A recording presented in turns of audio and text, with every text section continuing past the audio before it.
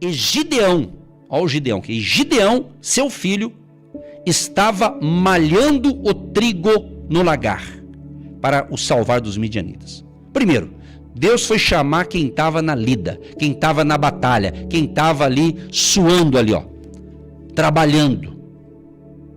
Então Deus chama gente ocupada. Deus chama gente ocupada. Deus chama pessoas e Ele é que chama, Ele que escolhe. Não sou eu, não é você, Ele escolhe. Então ele foi lá para falar com Gideão. O anjo lhe apareceu e lhe disse: o Senhor é contigo, varão valoroso. Que frase sensacional. Será que eu, Edson, será que você que está me ouvindo, seja homem ou seja mulher, você que está me ouvindo, será que nessa manhã Deus pode falar para mim e para você: o Senhor é contigo, varão valoroso? Ou você, mulher, o Senhor é contigo, varoa valorosa, ou homem valoroso, ou mulher valorosa? Que frase sensacional, que frase magnífica, partindo de Deus. É um elogio sensacional, tremendo, glorioso. Deus diz aqui para Gideão: o Senhor é contigo. Ele não disse o Senhor será, o Senhor era, o Senhor é. É isso que você tem que se apegar, meu amado e minha amada. Quem anda por fé tem que entender: o Senhor é contigo. Agora, se corresponda com Ele. Se corresponda com Deus. Quando ele disse: o Senhor é contigo, varão valoroso, fez um baita de um elogio. Pensa bem. Pensa bem. Se coloca no lugar do Gideão e Deus fala para você: o Senhor é contigo, varão valoroso. Você vai falar: opa! Você pode levar até um susto às vezes, né? Pois é. Mas Gideão começa então a dialogar com esse anjo, o anjo do Senhor. Mas Gideão lhe respondeu: ai, Senhor meu, se o Senhor é conosco, vai prestando atenção. Se o Senhor é conosco, por que tudo isto nos sobreveio? Olha o questionamento dele. Se o Senhor é conosco, por que está vindo esse turbilhão de problemas? Esse turbilhão dos midianitas? A situação está caótica. Ele estava trabalhando num lugar justamente para proteger ali a sua colheita. Aí diz o seguinte, ele continua a sua pergunta: e que é feito de todas as suas maravilhas que nossos pais nos contaram, dizendo: não nos fez o Senhor subir do Egito? Você vê, ele fez duas perguntas. Porém, agora o Senhor nos desamparou e nos deu na mão dos midianitas. Então ele estava fazendo um relato, era a ótica dele. O Senhor nos desamparou e nos deu nas mãos dos midianitas. Ele estava falando alguma coisa errada? Não. Estava falando a verdade, que foi Deus. Está escrito aqui no verso 1. E o Senhor os deu na mão dos midianitas por 7 anos. Então Gideão sabia disso. Gideão já estava entendendo. Por isso que Deus estava falando com ele. Por isso que Deus estava conversando com ele. Porque Deus sabia que aquele homem, Gideão, faria a diferença, mas com Deus. Deus que o estava chamando, convocando. Quando ele fala isso, então o Senhor olhou para ele e disse: eu amo demais essa frase. Já preguei muitas vezes esse texto aqui. Não tenho ideia de quantas vezes. E eu sempre falo isso aqui. Essa frase é linda. O Senhor olhou para ele. Esse mesmo Deus que olhou para Gideão, Ele está olhando para o Edson, Ele está olhando para Eva, Ele está olhando para você, Jorge, Joaquim, Ele está olhando para você, meu amado e minha amada. Ele está olhando para você, Ele está te observando. Ele sabe todos os detalhes da sua vida, do teu passado, do teu presente e do teu futuro. Deus não erra. Deus não se equivoca. Deus olhou para ele. Então pense isso, coloque isso na sua mente. Deus está olhando para você, meu amado e minha amada ouvinte. Preste atenção. Talvez alguém já falou, será que ele está olhando para mim? Por que eu estou enfrentando isso? Preste atenção. E o Senhor olhou para ele e disse, olha o que Deus disse para Gideão, vai nesta tua força e livrarás a Israel da mão dos midianitas. Porventura, não te enviei eu? É Deus que faz a pergunta agora. Porventura, não te enviei eu? Olha a mudança aqui. Preste atenção que cada texto, cada verso aqui é uma revelação espiritual para você também vencer os desafios da vida. E não ficar aí na caverna. Se levantar, ser curado hoje, ser liberto hoje. Mas quando o Senhor fala com ele, olhou para ele e disse, vai nessa tua força.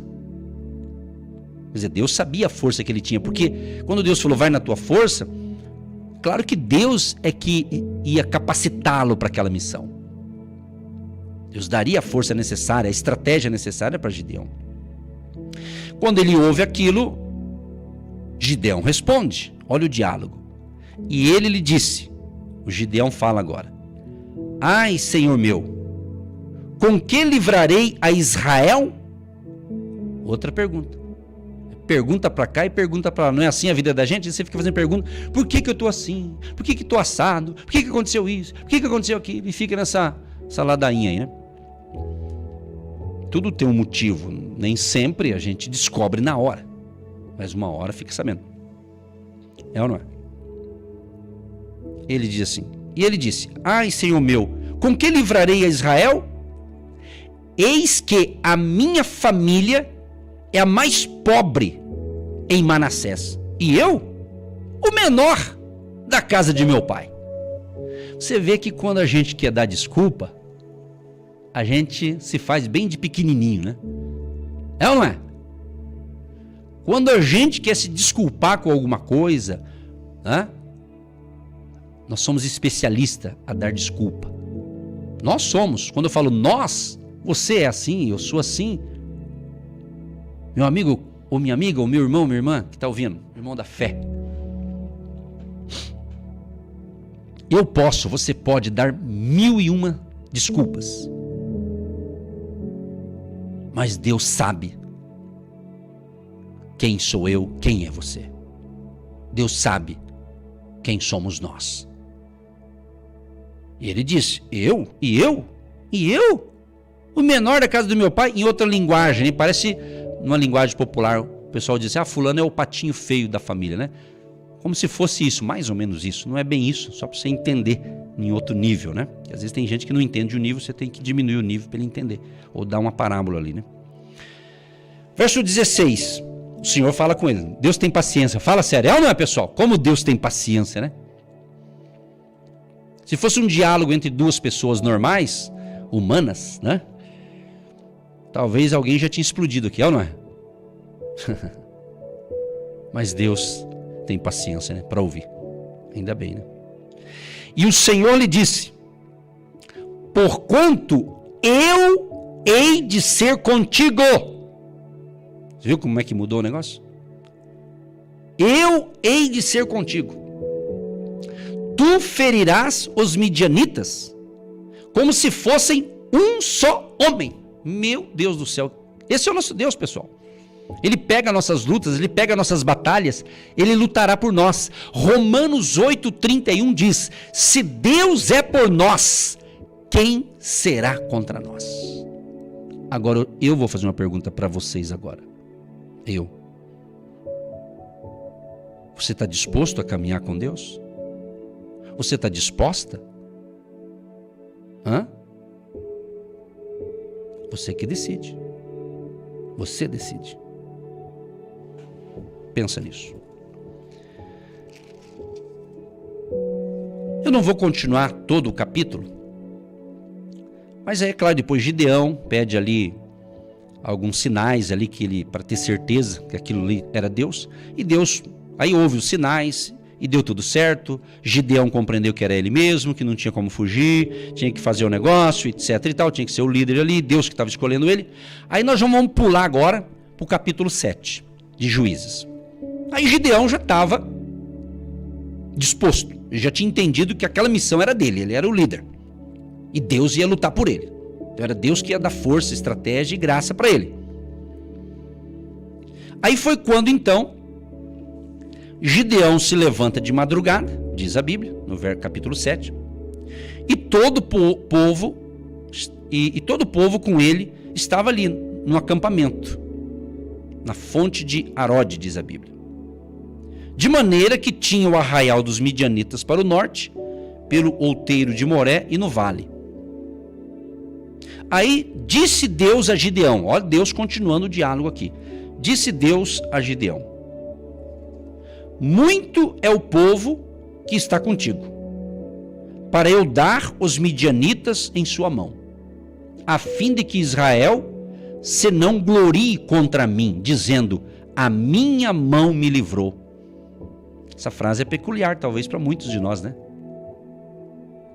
Às vezes Deus permite algumas coisas para a gente não dizer: ah, fui eu que fiz, fui eu que orei e Deus respondeu. Deus não divide a glória dele com ninguém. Ele quer que você seja abençoado, dê glória a Deus. Deus usa o pastor, Deus usa a pastora, Deus usa você, Deus usa quem ele quiser. E ele que vai nos exaltar, é Deus que nos exalta. Não é o aplauso dos homens. O aplauso da multidão, geralmente a parte dela é falsa, é hipócrita, é mentirosa. Entendeu? A melhor maneira de você ser exaltado é Deus. É você esperar em Deus. Esperar em pessoas, você vai se frustrar. Você se decepciona. Pessoas, eu sou ser humano, não sou perfeito, então, naturalmente, claro que, certamente eu decepciono pessoas, o lado humano, e você também, todo mundo, não fica se fazendo, achando que é os outros, todos nós, todo ser humano, uma hora ou outra decepciona alguém, ou você é decepcionado por outro ser humano, isso é óbvio, ninguém é perfeitinho e santinho, não é? Agora, Deus jamais vai me decepcionar. Deus jamais vai te decepcionar. Então, se porventura você está chateado até com Deus, me desculpe, então você não está andando por fé, você está andando por vista. Se você está chateado com Deus, já peça perdão hoje porque você está errado. Deus não erra, Deus não falha. E eu não preciso defender Deus, Deus é o Todo-Poderoso, Deus não precisa de defesa, Deus não precisa de ninguém defender Ele, Ele é o Todo-Poderoso, Ele que manda e acabou. Isso é a verdade. E a Bíblia diz que um dia todo joelho há de se dobrar diante dele. Quem não se dobrar agora, um dia vai ter que se dobrar. Diz a Bíblia, todo joelho se dobrará diante do Senhor Deus, do Senhor Jesus. Entendeu? Até as pessoas mais malvadas do planeta Terra, se não se curvar hoje, um dia vai ter que se curvar. Mas é diante de Deus, não diante de homens, mas do Todo-Poderoso. Deus é amor, mas Ele é justiça também. E a justiça de Deus não falha. Deus é misericordioso, bondoso, né? Tem paciência, dialoga com você. Você pode fazer um monte de pergunta para Ele, igual o Gideão aqui, Ele vai conversando com você. Só que Ele já sabe o final da nossa conversa. A verdade é essa. Deus já sabe a nossa ladainha, né? Sabe o que é ladainha? Às vezes eu falo uns termos antigos e a pessoa vai pensar, que é esse negócio aí? Aí você vai no dicionário, entendeu? Por isso que tem dicionário. Quando você não entende uma palavra, você tem que ir para o dicionário. Você fica mais sábio. O que é ladainha? Ladainha é falação interminável, aborrecida, feita por quem insiste em repetir suas ideias, lenga-lenga. O significado de ladainha. Então tem gente que está com essa ladainha. Olha só, feita por quem insiste em repetir suas ideias. Falação interminável. Aquela falação que não tem fim, não chega a lugar nenhum e você não entende nada do que a pessoa fala. Muito confuso, né? Pois bem, para concluir, Deus falou para Gideão: Gideão, é muita gente com você, Gideão. Aí Deus falou assim: é o seguinte, você vai falar aos ouvidos do povo o seguinte, Gideão, olha, é Deus que estava dando a orientação. Por isso, gente, a importância de Deus nos dar direção, Deus nos dar orientação. Por isso a importância de você ouvir a palavra, porque quando é uma direção de Deus, você não vai ficar confuso, desesperado, com medo. Quando é de Deus, vai gerar uma paz dentro de você. Mesmo parecendo uma coisa doida, absurda, mas se é Deus que disse aquilo e você tem certeza, então vai dar certo. Então, Deus disse para Gideão: Gideão, convoca a turma aí e diz o seguinte, Gideão: quem for covarde e medroso, que volte e vá-se apressadamente das montanhas de Gileade. Então voltaram do povo 22 mil pessoas covardes e medrosas. É gente, hein? Não vou ficar falando desse pessoal aqui. Se você ler todo o contexto, você vai ver que eles foram úteis. Eles foram utilizados em outras tarefas, vamos assim dizer. Mas para aquela missão com Gideão não podia ser covarde, não podia ser medroso. Então Deus já sabia que tinha muita gente, e aquelas, na realidade tinha 32 mil pessoas. 22 mil voltaram, mas ficaram 10 mil. Suponha que aqueles 10 mil, pelo que dá para entender aqui, eles não eram covardes e nem medrosos. Os 10 mil que sobraram. 22 mil, fica em casa, vai para lá. Ou seja, ficou 10 mil. Eu fico pensando, puxa vida, imagina você, meu irmão, você com mais 10 mil pessoas. É uma multidão, é ou não é? Dependendo do que você faz. É uma galera bacana, 10 mil pessoas com você. Mas disse o Senhor a Gideão, olha como o diálogo foi longo, né? E disse o Senhor a Gideão: ainda muito povo há. Deus falou, tem muita gente ainda, Gideão. Para a missão que eu tenho para você, Gideão, eu quero um grupo seleto. Todos eles têm a sua importância, mas para essa missão com você, Gideão, para caminhar com você, tem que ser muito valente. Para caminhar com você, vai ser uma classificação que eu vou classificá-los. O que nós podemos aprender? O que você pode colocar em prática, você que está prestando atenção nessa ministração aqui? Que tem coisa que não é para você, meu amigo, minha amiga. Meu irmão, minha irmã. Tem coisa que é para outros, mas tem coisa que é para você. Então você tem que se descobrir. Você tem que saber. Não é porque eu faço uma coisa que todo mundo vai fazer. Entendeu? Você tem que descobrir o teu chamado, a tua missão. Quando eu falo chamado, eu não estou falando de ser pastor ou missionário. Estou falando chamado ministerial, eclesiástico. A tua praia, teu negócio. Entendeu? É isso. Deus falou, é muita gente. Aí Deus falou, vou aplicar um teste. Aí ele diz assim: faze-os descer as águas, e ali os provarei. Ó como Deus é especialista. Ele vai provar ali quem é quem vai para cá, quem vai para lá.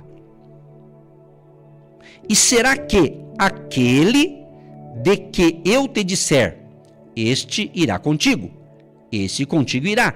Porém, todo aquele de que eu te disser, este não irá contigo, esse não irá. Interessante que tem revelação profunda. Tem coisa que eu quero fazer, tem coisa que você que está me ouvindo quer fazer, e você faz e dá certo. Tem coisa que você quer fazer, e você faz e dá errado. É o direito de escolha, o livre-arbítrio e coisas semelhantes a isso. Agora, tem coisa que Deus quer que eu faça, e Ele vai me chamar e dar essa missão para eu fazer. Se eu obedecer, eu vou se sentir muito feliz e realizado. Mas se eu for teimoso, cabeça dura, e não quiser obedecer, tudo bem. Deus pode até levantar outros no lugar, mas se eu desobedeci, eu vou ter consequência. Eu vou ter consequência. Se é Deus que quer que eu faça e eu não faço. Então Deus, ele tem muita paciência. Deus, ele fala, não, tá bom, pode deixar. Deixa ele, deixa ela. Pode deixar lá na frente, nós se acertamos. Nós temos que entender essas coisas também. Deus, ele nos ama. O amor de Deus, o amor tremendo, incondicional. O amor, o ágape de Deus. Agora, o problema de muitos cristãos na atualidade, que eles usam a graça de Deus para banalizar um monte de coisa, para se justificar de um monte de coisa. a graça de Deus e tal. E fica aí banalizando aquilo que é muito espiritual.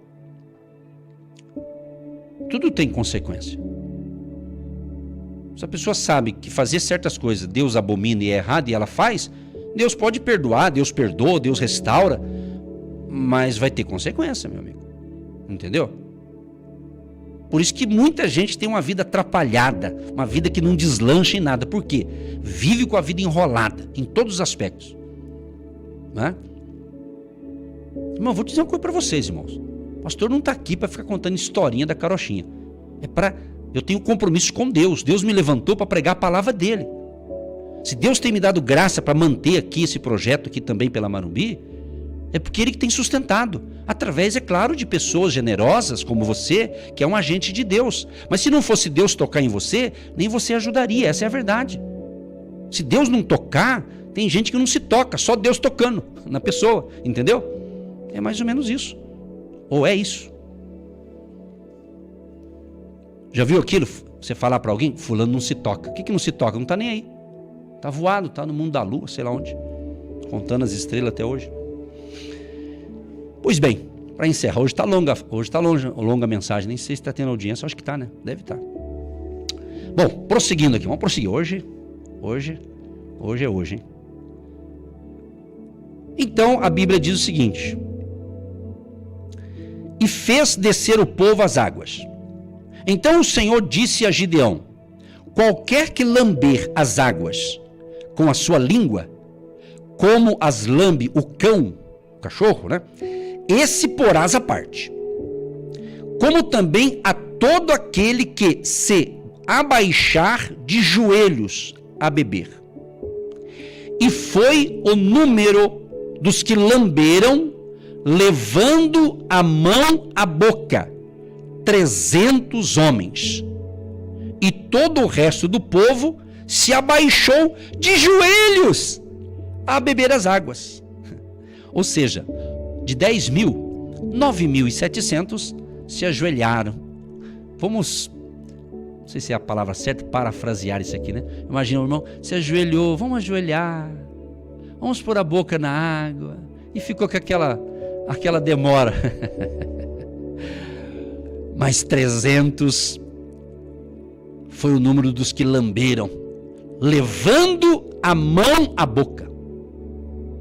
Eles colocavam a mão ali na água e colocavam até na boca. Eles estavam de prontidão. Aí Deus falou: é isso aí, Gideão, esses 300 aí. Então às vezes a gente quer estar nos 300, né? Mas não quer fazer os que os 300 fizeram, né? Aqui que tá. Tem gente que quer uma posição, mas não quer pagar o preço da posição. Tem gente que quer um carguinho, mas não quer pagar o preço daquilo. Tudo na vida tem um preço a ser pago, e todo preço não quer dizer que é dinheiro. Às vezes é o silêncio.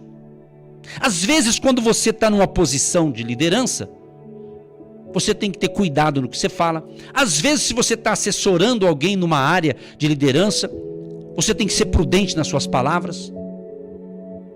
Você tem que ser cauteloso. Por quê? Porque se todo mundo fala, mas se você falar, pode notar, se uma pessoa fala da sua igreja alguma coisa, tem um nível de importância. Mas se o líder da sua igreja falar, como ele tem mais influência, vai ter outro nível. Pode notar, é assim em todas as áreas. Em todas as áreas. Todo mundo que fala tem a sua importância, claro. Mas dependendo do que você fala, pode ser danoso ou pode edificar. Pode levantar, pode destruir. É o poder das palavras. Então aqui, Deus escolheu 300. E eu encerro aqui, porque a história é longa, né? E com 300, Gideão e mais 300. E a bênção de Deus. Aí chegou no momento da guerra, eu acho bonito esse aqui, ó. Assim tocaram os 3 esquadrões as buzinas, e partiram os cântaros, e tinham nas suas mãos esquerdas as tochas acesas, e nas suas mãos direitas as buzinas. Você vê? Todo mundo ocupado, né? Mão direita e mão esquerda, todo mundo ocupado, né? Você vê que Deus usa quem está ocupado, né? Que tocavam e exclamavam: espada do Senhor e de Gideão. Esse era o grito de guerra, vamos assim dizer. Espada do Senhor e de Gideão. Você vê que Deus colocou essa conexão. espada do Senhor e de Gideão. Por quê? Gideão estava em comunhão com Deus. Gideão era o cabeça, Gideão era o líder. É isso. Então por isso que eles disseram, espada do Senhor e de Gideão. E eles obtiveram a vitória. Eu encerro aqui, você já entendeu o que Deus está falando. Deus te abençoe, daqui a pouquinho a prece poderosa em nome de Jesus.